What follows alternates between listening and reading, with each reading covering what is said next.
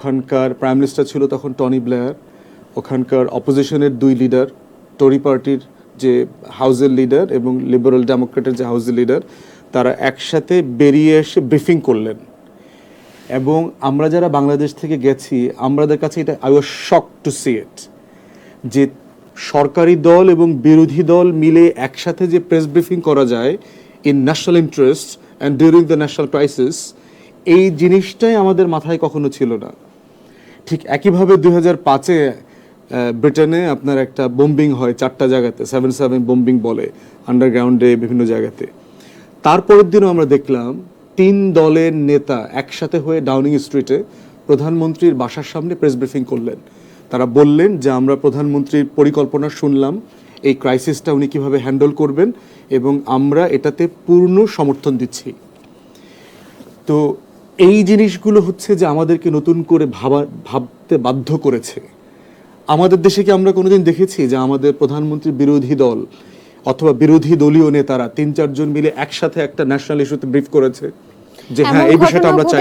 একজন একজনের সাথে দেখা করতে গিয়েছে, দরজা লাগিয়ে দিয়েছে, এরকম নানান ইস্যু, এবং সংসদে অনেক সময় ঝগড়া মারামারি করতেও দেখা গেছে। এক্স্যাক্টলি, এবং স্ল্যাং ব্যবহার করা।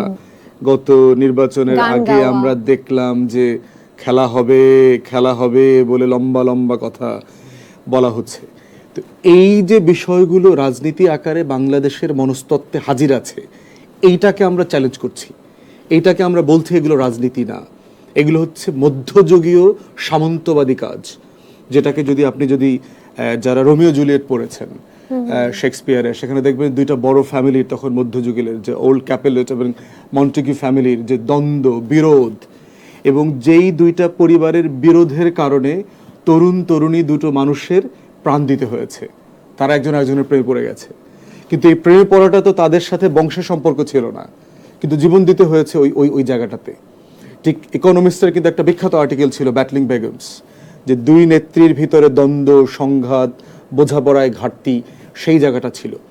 যদিও এক্ষেত্রে আমি মনে করি যে বেগম খালেদা জিয়ার দোষ অনেক কম, কারণ উনি ব্যক্তিগতভাবে অনেক সজ্জন, বাজে কথা বলা, ঝগড়াটে কথা বলা, উনি খুবই অল্প কথার মানুষ।